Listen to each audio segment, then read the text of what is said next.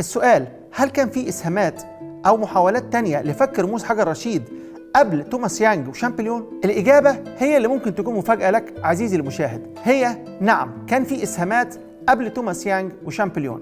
فمش هما لوحدهم اللي حاولوا، ده في طرح جديد بيتردد من سنوات بيأكد على وجود جهود لعلماء مسلمين في دراسة رموز اللغة الهيروغليفية القديمة، وبيثبت إن مفيش تعارض بين الإسلام وبين النظر في الميراث الحضاري القديم وفي التراث اللي قبلنا، علشان نعرف ازاي عاشوا وازاي عملوا الحضارة وازاي اختفت الحضارة وكيف اندثروا حتى لو كانت اتأسست كحضارة وثنية تؤمن بتعدد الآلهة، زي الكلام اللي بيتقال عن الحضارة الفرعونية المصرية، وده بحسب روايات المستشرقين وعلماء المصريات واللي فرضوا روايتهم على العالم. والمضحك المبكي انهم فرضوا الرواية علينا احنا ابناء واحفاد المصريين القدماء. والمصدر على كده ان عالم مسلم اسمه ابن وحشية فك شفرة بعض رموز الحروف الهيروغليفية قبل 8 قرون من فك شامبليون لرموز حجر رشيد. والكلام ده مش مرسل، ده نتاج وخلاصة دراسة علمية قام بيها الأستاذ الدكتور عكاشة الدالي، وبالمناسبة هو عالم آثار مصري وعضو في حوالي 20 منظمة دولية مختلفة للتراث الثقافي، واللي بيشغل حالياً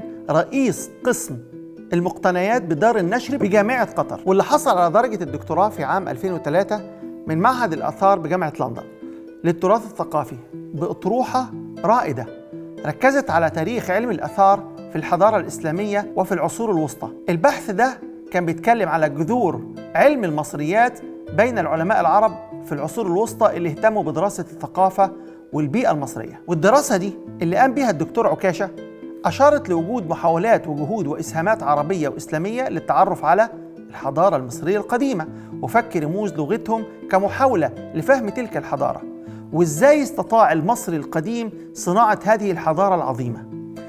العالم النبطي ابن وحشية اللي أسهم في ترجمة العديد من اللغات البائدة إلى العربية، وكان من ضمنها قائمة بالرموز الهيروغليفية اللي قدمها كرموز صوتية وليست تعبيرية، بس كمان وثق عمله في مخطوطة بعنوان شوق المستهام في معرفة رموز الأقلام، تناول فيها 89 لغة قديمة، قارن حروفها باللغة العربية، ومن ال89 دول الهيروغليفية. واكتشف ابن وحشية إن الرموز الهيروغليفية هي رموز صوتية، حلل كتير من رموزها قبل اكتشاف شامبليون لطريقة فك رموز حجر رشيد. ده كمان في ترجمة إنجليزية لمخطوطة شوق المستهام من تحقيق المستشرق النمساوي جوزيف فون هامر، نشرت في لندن عام 1806، يعني قبل 16 سنة من اكتشاف شامبليون لفك رموز حجر رشيد. على فكرة من باب الأمانة والإنصاف لازم أقول لكم المعلومة دي، إن البعض قال إن شامبليون كان شاف المخطوطة دي ومفيش دلائل أو مؤشرات بتأكد أو تنفي المعلومة دي، وزي ما اتفقنا إن التاريخ في جزء من الخيال، فخلونا نتخيل مع بعض. لندن في الفترة ديت المفروض كانت العاصمة للإمبراطورية التي لا تغيب عنها الشمس، عاصمة النور اللي كل العالم بيتوجه إليها للحصول على العلم والمعرفة. نتخيل إن كل علماء العالم من جميع أنحاء العالم وعلى رأسهم علماء أوروبا كلهم بين عاصمتين رئيسيتين في أوروبا، بريطانيا وباريس. تخيلوا إن تنشر ورقة بحثية علمية متخصصة عن تخصص ما، هل ممكن باحث من الباحثين الغربيين المتخصصين في نفس المجال ما يطلعش عليها وهو بيقوم ببحثه؟ هذا أمر من حيث المنطق غير مقبول، فما بالنا لما يكون واحد متعرض لحدث تاريخي زي فك رموز حجر رشيد. تخيلوا معايا، هل هذا مقبول؟ مستحيل. في الواقع ان شامبليون كان شاب ذكي قعد اكتر من 20 سنة بيدور على طريقة لفك رموز حجر رشيد او الحروف الهيروغليفية القديمة، وزي ما قلت لكم مش معقول ان يكون باحث زيه ذكي ما شافش مصدر مهم زي مخطوطة العالم النبطي المسلم ابن وحشية، وخاصة ان المستشرق هامر ترجمها ونشرها زي ما قلناها قبل 16 سنة من إعلان شامبليون فك رموز حجر رشيد. وأعتقد إن ده بيساعد في تصحيح بعض المفاهيم والقناعات الخاطئة عند كتير من المسلمين بشكل عام وبعض الإسلاميين والمتدينين خصوصاً. وخليني هنا أقول لكم حاجة، إشكالية الشبهة اللي تعرضت ليها الحضارة المصرية القديمة واتهامها بأنها حضارة وثنية متعددة الآلهة خلت كتير من المسلمين المتدينين والإسلاميين ينفروا من الحضارة المصرية القديمة ولا يهتموا بها على الإطلاق، لا بدراستها ولا بالتأمل فيها، ودي سببت انفصال مجتمعي عن التاريخ، عن جزء كبير من تاريخ مصر القديمة. وإلى الآن نجد هذه المشكلة موجودة، ونجد هذا العزوف عن تقدير والاهتمام بدراسة تاريخ مهم بالنسبة لكل مصري، بل بالنسبة لكل عربي، بل بالنسبة لكل مسلم إذا عرفت الحقيقة. مع أن المتدينين والإسلاميين لو عرفوا حقيقة الحضارة المصرية القديمة إنها كانت حضارة توحيد وكانت على الحنفية السمحاء، أكيد أكيد أكيد هيرجعوا يقرأوا عن تاريخ مصر القديم ويعرفوا إزاي المصريين كانوا بيوحدوا ربنا وبيعبدوه الواحد الأحد، الفرد الصمد الذي لم يلد ولم يولد ولم يكن له كفوا أحد.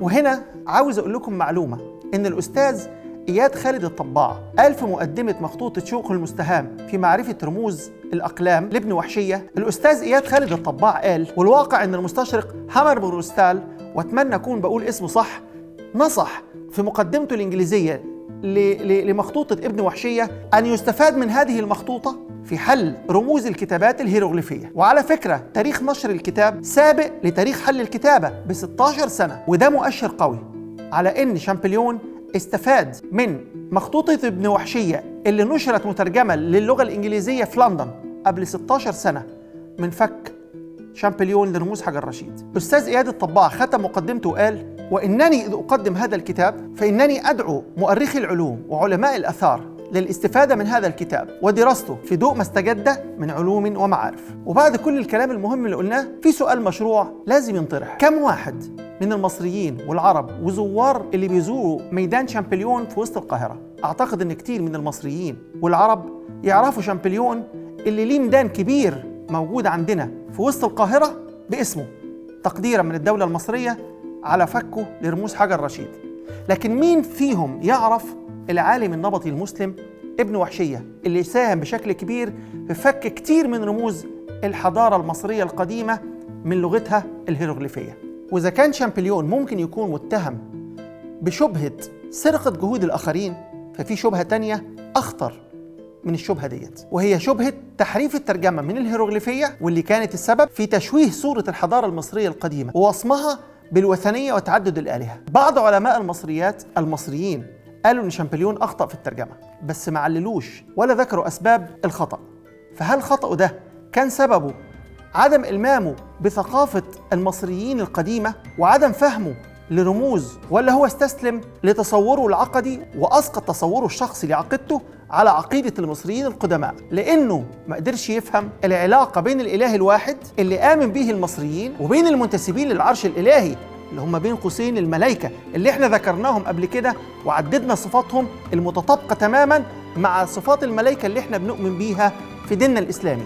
وأبسط قواعد علم الترجمة بتأكد على ضرورة فهم ثقافة الإنسان اللي بيتكلم اللغة قبل ما يتم ترجمة كلامه. لو تفتكر عزيزي المشاهد، قلت لك في أول حلقتنا اصبر عليا وهتعرف إزاي كان الفراعنة موحدين. تابع معانا بقية الحلقات عشان تعرف أكتر عن حضارتنا وعظمتها، ولو فوتت الحلقة روح شوفها وتعالى كمل بقية الحلقات وانت وضميرك.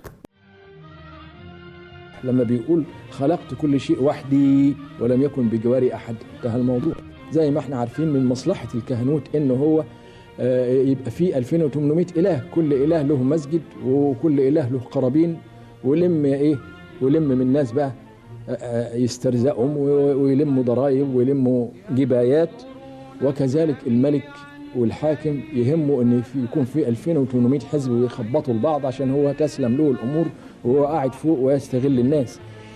وتكون النتيجه ان التاريخ الفرعوني كله مزيف، واللي وصل لنا من هذا التاريخ محرف تماما، ولان اللي كتبه الاقوياء.